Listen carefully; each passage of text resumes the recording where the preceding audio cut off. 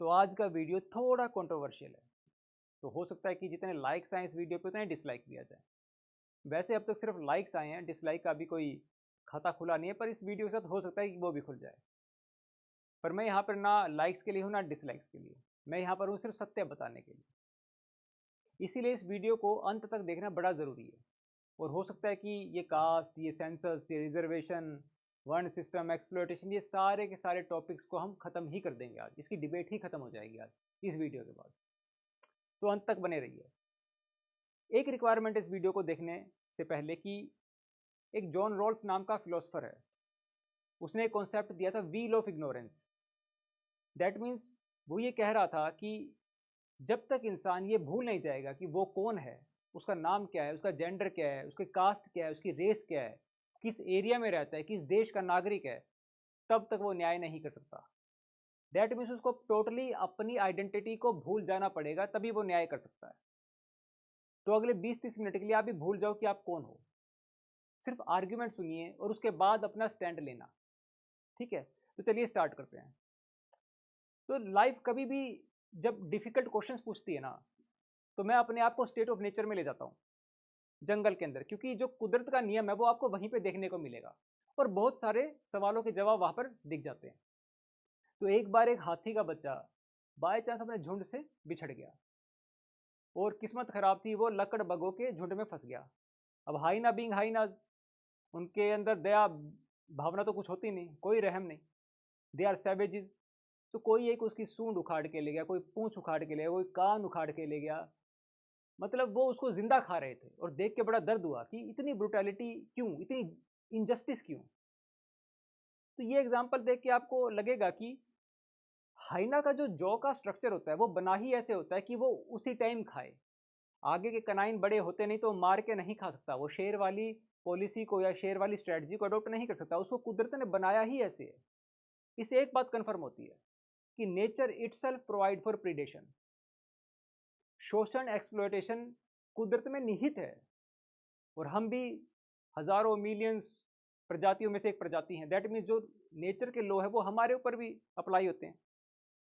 That means exploitation या शोषण कुछ ऐसी नई चीज नहीं है जो यूनिक हो, ये यूनिवर्सल है और नेचर खुद प्रोवाइड करती है। पहली बात। दूसरी बात ये कि अगर आपने एक हनी बी की कॉलोनी देखी हुई तो वहां पर 3 कास्ट होती हैं, एक क्वीन, दूसरी ड्रोन, तीसरी वर्कर बी। अब वर्कर बी की जनसंख्या 80% है, सबसे ज्यादा है, सबसे साइज में छोटी होती है, पर सबसे ज्यादा काम वही करते हैं। एक्चुअली में वर्कर बी के बनाए हुए प्रोडक्शन के ऊपर ही ड्रोन्स और क्वीन जिंदा रहते हैं।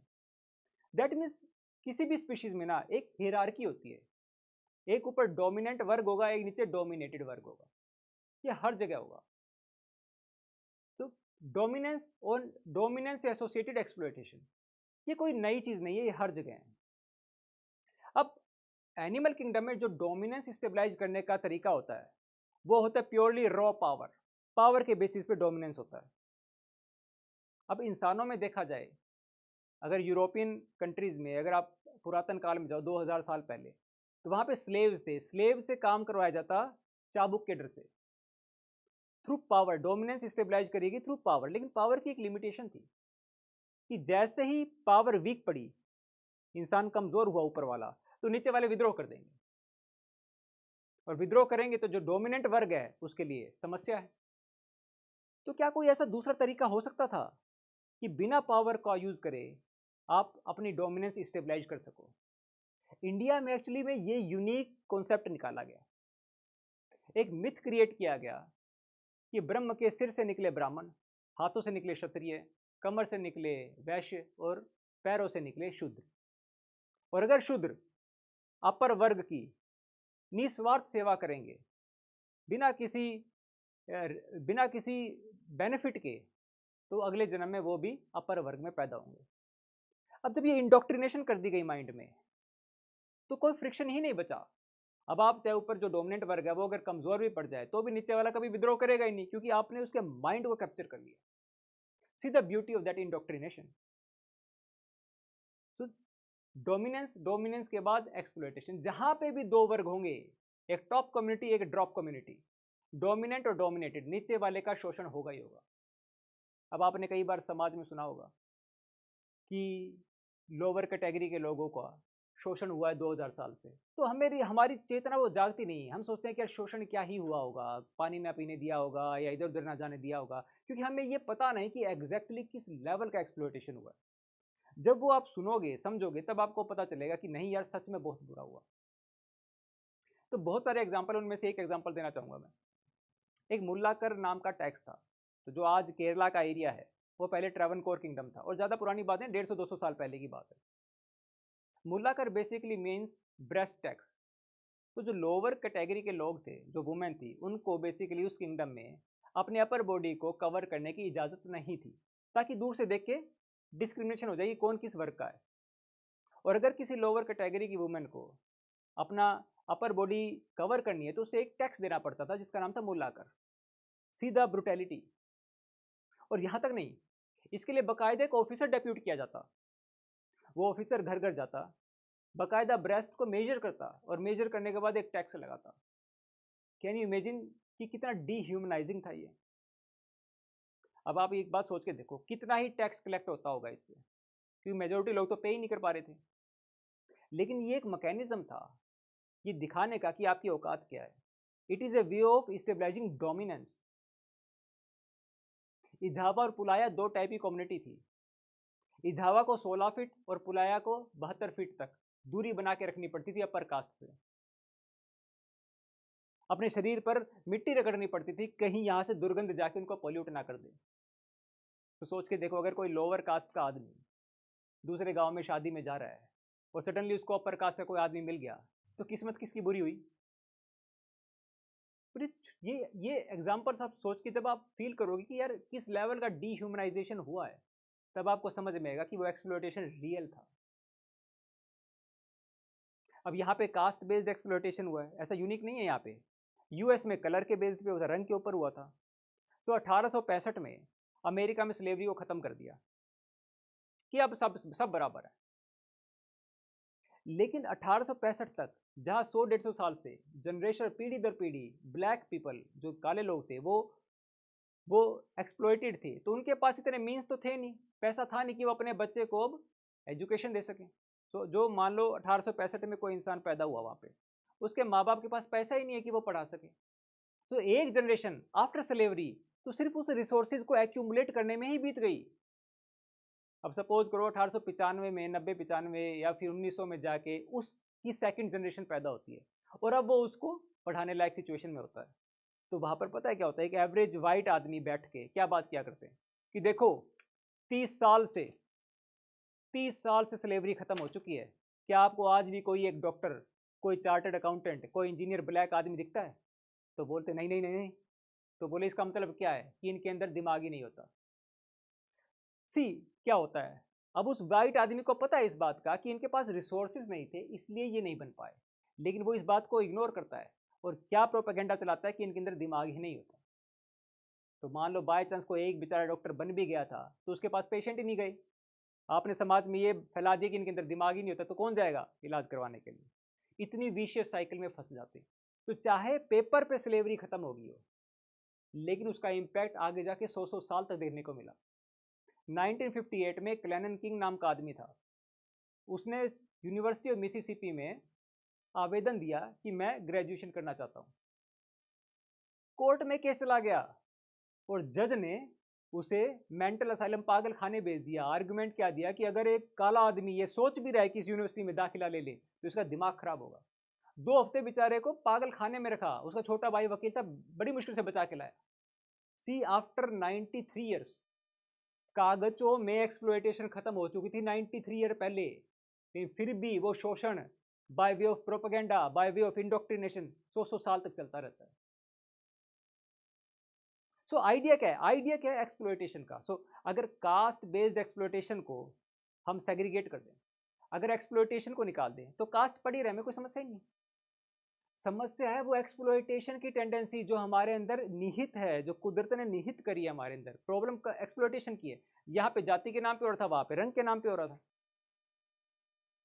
और मैं ये कतई नहीं कहता कि अगर सिनेरियो उल्टा होता कि ब्लैक लोग व्हाइट पे डोमिनेट होते या यहाँ पे शूद्र ब्राह्मण्स पे डोमिनेट होते, तो ये भी वही हरकतें ना करते, ये भी एक्सप्लॉयटेशन करते। उसका लॉजिक है। अब लोअर कास्ट में भी डिफरेंट सब कैटेगराइजेशन होते हैं, वो अपने के अंदर ही डिस्क्रिमिनेशन करते हैं। So idea here is about exploitation. अब उसके मीन्स अलग अलग हो सकते हैं। तो आप अगर मान लो आज जाति खत्म कर दो आप, people will find new ways for exploitation. भाई ये जो चौधरी साहब टेंडेंसी है ना, डिजीज ऑफ बीइंग सुपीरियर, इसे मैं डिजीज कहता हूँ, सुपीरियरिटी कॉम्प्लेक्स है, disease of being superior, that I am superior, you are inferior and I am entitled to exploit you. ये जो टेंडेंसी है ना, ये बड़ी डेंजरस है। अब एनिमल किंगडम में क्या होता है, बॉडीली एक्सप्लॉयटेशन होता है कि मारा खा गए। अब इंडिया में ह्यूमन सोसाइटी में स्टेट बना हुआ है, जुडिशरी बनी हुई है, पुलिस है, तो आप बॉडीली एक्सप्लॉयटेशन तो ज़्यादा कर नहीं सकते। यहाँ पर होता है इकोनॉमिक एक्सप्लॉयटेशन, संसाधनों पे कब्जा, और वो कब्जा पीढ़ी दर पीढ़ी चलता रहता है।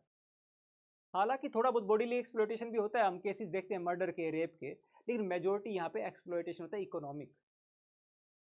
सो एक बात तो क्लियर है कि दैट डोमिनेंस के साथ रिलेटेड एक्सप्लॉयटेशन एंड एक्सप्लॉयटेशन के एग्जांपल, यहाँ तक कोई डिनाई नहीं कर सकता कि एक्सप्लॉयटेशन हुआ है जाति के नाम पर।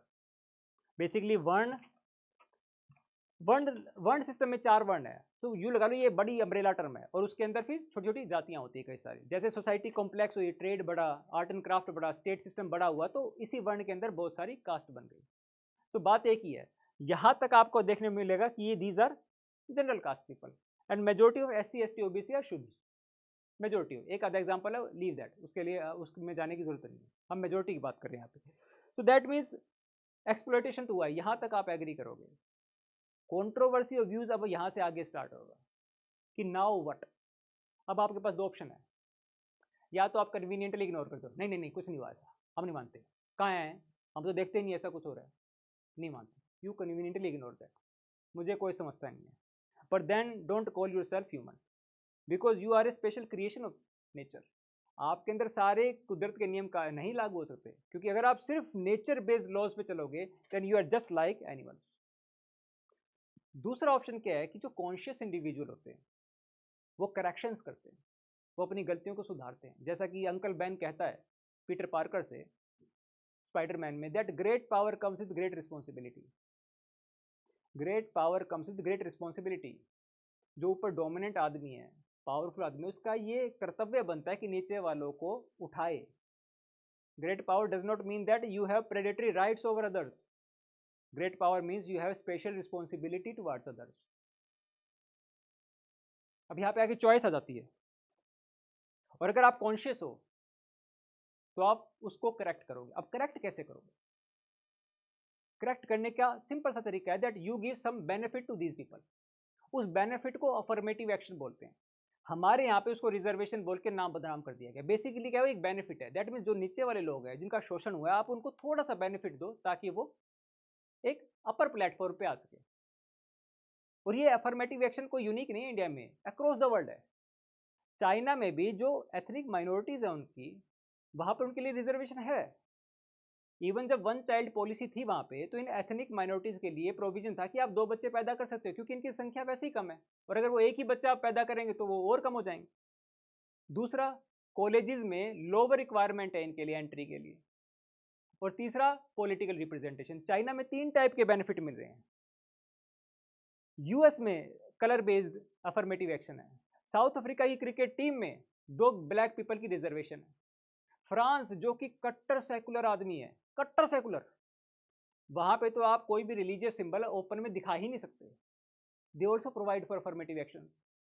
जापान जो कि ऑलमोस्ट होमोजिनाइज सोसाइटी, होमोजिनाइज, ऑलमोस्ट सारे सेम लोग हैं वहाँ पे, फिर भी थोड़ी बहुत माइनॉरिटी है, आइनू है, एक AINU नाम के एथनिक माइनॉरिटी है, उनके लिए उन्होंने प्रोविजन किए हुए हैं। So it is not something unique to India कि हम दे रहे हैं, अक्रॉस द वर्ल्ड जो भी कॉन्शियस स्टेट्स हैं, जो भी वेलफेयर स्टेट्स है, वो अपनी माइनॉरिटीज के लिए ऐसा करती आई। It is not something unique to India. अब बात ये आती है कि रिजर्वेशन के अगेंस्ट काउंटर आर्ग्यूमेंट्स क्या है। एक बड़ा कॉमन आर्ग्यूमेंट है, इट इज़ अगेंस्ट मेरिट, कि भाई ये मेरिट को फेवर नहीं करता, इट इज़ अगेंस्ट मेरिट। इस मेरिट वाले आर्ग्यूमेंट को आज मैं बिल्कुल डिबंक करना चाहूँगा, और हो जाएगा बड़ा इजीली। सो मेरिट के आर्ग्यूमेंट को हम कैसे काउंटर करेंगे? एक तो चलते हैं हम प्री इंडिपेंडेंस, और फिर चलते हैं पोस्ट इंडिपेंडेंस। पहले हम प्री इंडिपेंडेंस ले लेते हैं। सी, सोसाइटी वाज डिवाइडेड इनटू 4 वर्ण, और हर वर्ण का एक टास्क फिक्स था। पहले पे चलते हैं। Brahmins, objective to give knowledge. पहली बात तो ये, नॉलेज टू हूम। आज अगर कोई एक टीचर कह दे कि मैं अंकित को एजुकेशन नहीं दूंगा, सिर्फ नरेंद्र को और प्रमोद को दूंगा, दैट मीन डिस्क्रिमिनेशन कर रहा है। तो क्या वो वर्दी है टीचर? पहली बात तो वो इंडिविजुअल वर्दी ही नहीं है to be called as teacher. Here knowledge to only some special category of people, not to everyone. पहली बात तो डिस्क्रिमिनेशन यहीं पे होगा, अनवर्दी आप वैसे ही होगे। दूसरी, मान लो अगर आपने एक सेगमेंट को नॉलेज दे भी दी, achievement nil, E equal to MC square इन्होंने दिया था, लाप्लास करेक्शन इन्होंने दी थी, न्यूटन के 3 लॉ इन्होंने दिए थे, law of conservation of angular momentum इन्होंने दिया था, किसने दिया था? What is achievement? You had a particular task of giving knowledge, achievement nil, where is merit? तो मेरिट की बात ही कहाँ आई? See second, Kshatriyas, objective protection, protection to the nation and to the people. Ghazni 17 raid मार गया, कहाँ थे? गौरी आया, कहाँ थे? 1206 से लेके 1526 तक दिल्ली सल्तनत रही, यहाँ पे बाहर के लोग आए, कहाँ थे आप? क्या प्रोटेक्शन प्रोवाइड कर पाए? जीरो, नील। उसके बाद मुगल्स 1526 से लेकर 1757 तक, और उसके बाद 190 साल तक Britain. Where is merit? Nil. You are not able to perform the duty you were assigned, जो आपको ड्यूटी दी गई है, जो आपका धर्म है, आप नहीं कर पाए, fail. Where is merit? Where is merit? Third, Vaishya, trade and commerce, they are partially successful, no doubt about it. कैसे बताता हूं, सारा काम इनका है। शूद्र, लेबर क्लास। अब इंडिया को पहले गोल्डन स्पैरो बोलते थे, सोने की चिड़िया।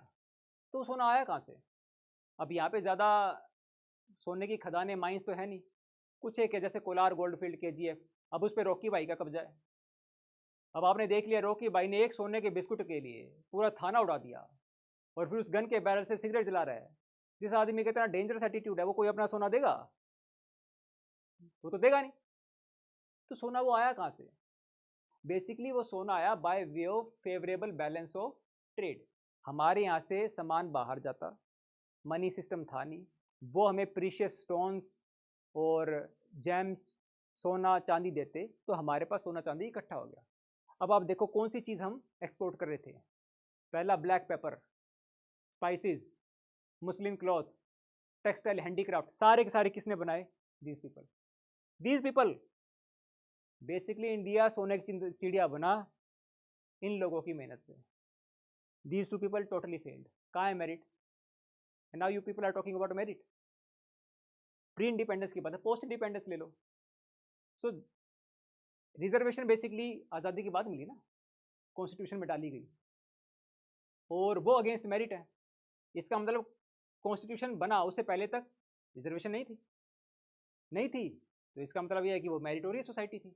अगर मेरिटोरियस सोसाइटी थी तो गुलामी कैसे सही? अगर मेरिटोरियस सोसाइटी थी तो अचीवमेंट तो टॉप लेवल की होनी चाहिए ना। कहाँ थी अचीवमेंट? गुलाम थे भाई। जितने राजा महाराजा, टॉप के ministers, administrators, officials, they belong to upper caste. किसी लोअर कास्ट को तो कभी ऊपर आने नहीं दिया। तो जब सारे मेरिटोरियस लोग ऊपर थे तो गुलामी क्यों सही? आपने बाहर जाके ब्रिटेन की गुलामी की क्यों नहीं, करवाई क्यों नहीं, उनको गुलाम क्यों नहीं बनाया? Where is merit? इंडिपेंडेंस से पहले 1% जीडीपी ग्रोथ रेट था। 1950 से लेकर 90 तक 3.5-4% जीडीपी ग्रोथ रेट था। 92-93 में जब ओबीसी को रिजर्वेशन मिला प्लस लिबरलाइजेशन हुआ, जीडीपी ग्रोथ रेट 8.5% पहुंच गया। So basically by way of reservation India is growing. Reservation से इंडिया को सिर्फ बेनिफिट मिला है, कमी नहीं हुई है। ये प्रोपेगेंडा छोड़ दो, डेटा बोलता है बात। बेसिकली रिजर्वेशन इतना कंट्रोवर्शियल टॉपिक है कि उस पर ज़्यादा रिसर्च हुई है। एक रिसर्च है अश्विनी देश पांडे की, उसने रिसर्च किया रेलवेज के ऊपर। आप देख लेना, गूगल पे अवेलेबल है, the impact of reservation on railways. उसने ये प्रूव किया, फिर देखा कि रिजर्वेशन की वजह से एफिशिएंसी कम होना तो छोड़ो, कुछ सेगमेंट में एफिशिएंसी बढ़ गई। Why? Because these people when provided chance to lead the organisation, जब इनके पास डिसीजन मेकिंग पावर आई, they worked very hard to prove their merit, to prove their worth. और जब इन्होंने हद से ज़्यादा मेहनत की, मेहनती तो थे ही पहले से, मेहनत की तो एफिशिएंसी बढ़ गई। अरे लॉजिक भी है ना यार, 90% लोगों को जब आप डिसीजन मेकिंग पावर से दूर कर दोगे, सिर्फ 10% लोग ही ऊपर बैठे हैं, तो अब फ्रेश ब्लड कहाँ से आएगा, फ्रेश थिंकिंग कहाँ से आएगी? आपका टैलेंट पूल तो रेस्ट्रिक्टेड हो गया ना यार। अब जैसे ये 90% में से लोग ऊपर जाने लगे, वो टैलेंट पूल ब्रॉड हुआ, तो जीडीपी भी बढ़ गई और रेलवे की एफिशिएंसी भी बढ़ गई। 1947 में 32 साल एवरेज लाइफ स्पैन थी इंडिया की, 32 साल, आज 69 ईयर्स है। हर फेज में इंडिया ने बेनिफिट उठाया रिजर्वेशन की वजह से। और दूसरा, एक 2017-18 में एक नीट पीजी का केस हुआ था ओबीसी रिजर्वेशन को लेके। CGI, farmer CGI D Y Chandrachud की ना ऑब्जर्वेशन है, उसमें इतनी ब्रिलियंट ऑब्जर्वेशन, आप सब पढ़ना उसके बारे में, आपको थोड़ा सा उसका समरी बताता हूँ। तो वो ये बात बोलता है, सबसे पहली line, that merit is not at odds with reservation, कि मेरिट और रिजर्वेशन में कोई विरोधाभास नहीं है, ये दोनों एक दूसरे के पूरक है। वो बोलता है कि हमारे यहाँ पे मेरिट को ना सिर्फ मार्क्स से कनेक्ट करके देखा जाता है। क्या एक लड़का जो 20 साल डेप्रीवेशन में रहा, गरीबी में रहा, और वो आईआईटी में जाता है, चाहे 10 नंबर कम लेके गया हो, चाहे 20 नंबर कम लेके गया हो, क्या यह मेरिट नहीं है? कि इतनी इतनी जलालत सहने के बाद, प्रॉब्लम के बाद ही वो वहां तक पहुंच गया। अभी दो केस है, एक तो 24 में से 12 घंटे पढ़ रहा है, एक 24 में से 2 ही घंटे निकाल पा रहा है, क्योंकि वो उसको इकोनॉमिक एक्टिविटी भी करनी है, उसको अपना घर भी सस्टेन करना है, माँ बाप को सपोर्ट भी देना है। तो क्या ये अपने आप में मेरिट नहीं है?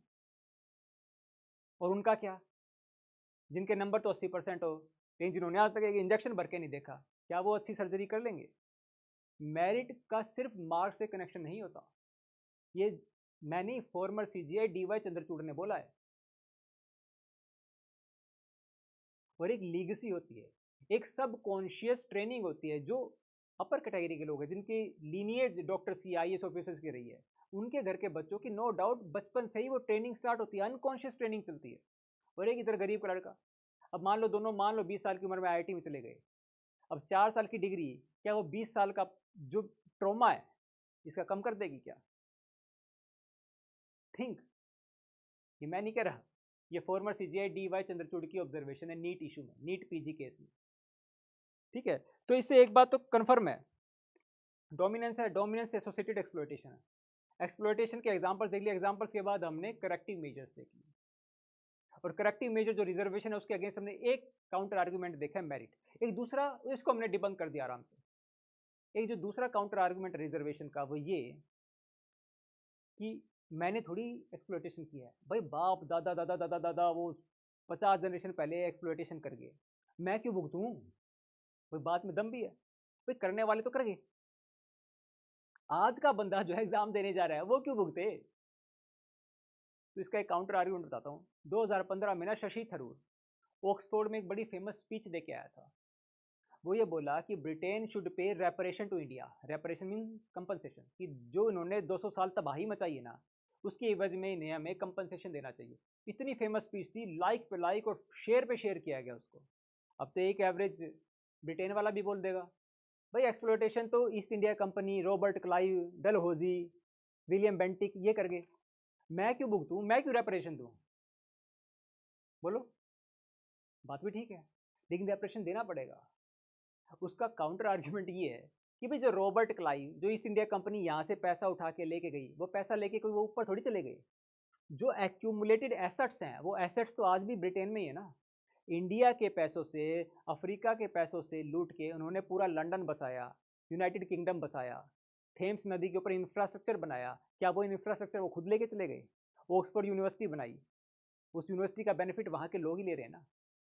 सिमिलरली जो एक्यूमुलेटेड एसेट्स यहाँ पे आपके पूर्वजों के हैं, क्या आप उसका बेनिफिट नहीं ले रहे?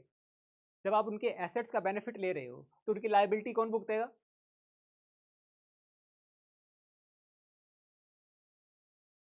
थिंक कॉन्शियसली, आप सिर्फ अपने निहित स्वार्थों में मत घुसो। ठीक है, ये आर्ग्यूमेंट कभी सस्टेन नहीं करते। और आयरोनिकली सबसे विरोधाभास बात क्या है पता है?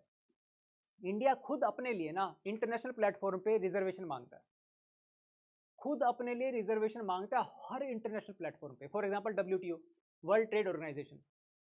भाई डेवलप्ड कंट्रीज 5% सब्सिडी दे सकती हैं अपने फार्मर को, पर डेवलपिंग कंट्रीज 10% दे सकती हैं। तो क्या ये 5% का एक्स्ट्रा रिजर्वेशन नहीं है जो चलता आ रहा है कब से? United nation framework convention on climate change, UNFCCC, जब भी बात होती है क्लाइमेट चेंज की, इंडिया की क्या आर्ग्यूमेंट होता है? Historical responsibility, historical injustice. India क्या बोलता है कि भाई आपका तो इंडस्ट्रियल रेवोल्यूशन ब्रिटेन में 1750 में स्टार्ट हुआ और आपने वहां पे CO2 रिलीज करवाई। अब CO2 का रेजिडुअल टाइम होता है 150 से 250 ईयर। वो भी सी बात है, जो 1800 में अगर CO2 रिलीज की थी वो आज तक एनवायरमेंट को गर्म कर रही है। अब वो इंडिया वाले कहते हैं कि भाई आपने पहले किया, आपकी वजह से ग्लोबल वार्मिंग हुई, तो अब आपको हमें कंपनसेशन देना पड़ेगा, हमें कुछ ना कुछ बेनिफिट देना पड़ेगा। हम बाद में जाके कोल को छोड़ेंगे, आप कोयले का यूज अभी बंद करो, ऐसे तो ब्रिटेन वाले ही बोल देंगे। हमने कहा था कि आप मत करो रेवोल्यूशन, इंडस्ट्रियल रेवोल्यूशन, आप कर लेते, आपके अंदर दम था तो। भाई हमारे अंदर मेरिट थी, हमने पहले कर लिया। स्टीम इंजन हमने बनाया, आप बना लेते। आप मेरिट की बात करते हो, आप बना लेते। भाई किसने कहा था आप गुलामी से हो? तो जो मेरिट का आर्गुमेंट है ना, ये इतना फॉल्टी आर्गुमेंट है कि ये आपको बैकफायर करेगा हर जगह। मेरिट की बात कभी मत करना, I am telling you. Net zero का टारगेट कि जितनी कार्बन आप रिलीज कर रहे हो उतनी कार्बन आपको एब्जॉर्ब करनी पड़ेगी, ये टारगेट दिया गया है। डेवलप्ड वर्ल्ड के लिए 2050 है, चाइना के लिए 2060 है, इंडिया के लिए 2070 है। तो क्या है 20 साल का एक्स्ट्रा रिजर्वेशन नहीं है इंडिया को? आर्गुमेंट तो वही है ना, historical injustice.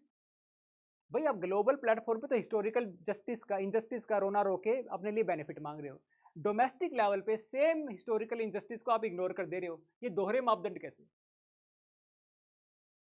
Why this double standard? You tell me that, क्यों है ये दोहरे मापदंड? जब तक ये सेल्फिश एटीट्यूड रहेगा ना, तब तो डेवलपमेंट नहीं होनी। जापान में एक बहुत बड़ा इवेंट हुआ था 1853 में। यूएस का कोमोडर पेरी ने जापान के रास्ते खोल दिए, दरवाजे खोल दिए, और जैसे यूएस एंटर किया, पीछे पीछे यूरोपियन पावर भी एंटर कर गई और जापान को गुलाम बना लिया। पर जापान लोगों में ना, जापानीज में कॉन्शियस बड़ी हाई लेवल की थी। उन्होंने इंक्वायरी करी कि ऐसा क्यों है। उन्होंने बहुत सारे पैरामीटर दिखा लें कि भाई हमारी इकोनॉमिक डेवलपमेंट नहीं है, हमारे पास डेमोक्रेसी नहीं है, हमारे पास इक्वालिटी नहीं है। तो क्या आप मानोगे, वहाँ पे एक टर्म है सेल्फ लिबरेशन, निजी रिस्टोरेशन कहते हैं। तो वहाँ के जो फ्यूडल लॉर्ड्स थे, समुराई थे, जो वॉरियर क्लास थी, उन्होंने खुद अपने सारे इंटरेस्ट एम्परर के आगे सरेंडर कर दिए। क्या आप ऐसा कुछ एक्सपेक्ट कर सकते हो यहाँ पे हो जाए? आज तक नहीं कर पा रहे लोग। करना छोड़ो, वो इस बात को एक्सेप्ट नहीं कर पा रहे कि एक्सप्लोटेशन हुआ है, कि रिजर्वेशन का बेनिफिट क्या है। अब जैसे जापान में सब उन्होंने अपने इंटरेस्ट, अपने प्रिविलेजेस को सरेंडर किया, सोसाइटी में इक्वालिटी आ गई। और जैसे सोसाइटी में equality I, see the development of Japan. क्या हम एक्सपेक्ट कर सकते कि हमारे यहाँ पे हो जाए? लोग इस बात को एक्सेप्ट नहीं कर रहे कि एक्सप्लोटेशन हुआ है। और दिस इज इंपॉर्टेंट। भाई आज के टाइम पे कास्ट सेंसस के बारे में अपोज कर रहे हैं। इस आइडिया को कोई कैसे अपोज कर सकता है? भाई सेंसस आपने करना ही है हर 10 साल में। उस सेंसस में आपने 5-7 सवाल और जोड़ दिए, एक क्वेश्चनर का पेज और जोड़ दिया। भाई कुछ डाटा ही एक्स्ट्रा मिलेगा ना आपको, उससे डिसएडवांटेज कैसे हो सकता है? भाई डाटा फालतू मिलेगा, आप उस डाटा को यूज करके बेटर पॉलिसीज बना दोगे। इससे नुकसान कैसे हो सकता है? मुझे ये समझ नहीं आई बात। एक ही नुकसान हो सकता है, वो ये, जब ये रियलाइजेशन होगा कि 10 लोगों के पास तो 90 रुपए हैं और 90 लोगों के पास सिर्फ 10 रुपए हैं, तो कहीं 90 लोगों की अगर चेतना जाग गई तो जो ऊपर डोमिनेंट क्लास है उसके लिए खतरा हो जाएगा। सिर्फ ये डिसएडवांटेज है कास्ट सेंसस का, सिर्फ ये डिसएडवांटेज। डोमिनेशन ऑफ रिसोर्सेज कहीं ना चला ना जाए। अब इस सिचुएशन में अगर आप इन सारे फैक्ट्स को, इन सारे हिस्टोरिकल एग्जांपल्स को इग्नोर करना चाहते हो तो कर दो, मुझे कोई समस्या नहीं है। But then don't call yourself a human. हाथ में आईफोन लेके घूमने से कोई आदमी आदमी नहीं बनता। आदमी बनता है आदमी जैसी राशनल सोच से। और अगर आपने अब वो सोच नहीं रखनी तो आप उस लकड़ बग्गे से भी ज्यादा गए गुजरे हो, जो बेचारा नासमझी में एक्सप्लॉयटेशन कर रहा है और आपको सारी बात समझ है और still you choose to exploit others. Thanks for watching.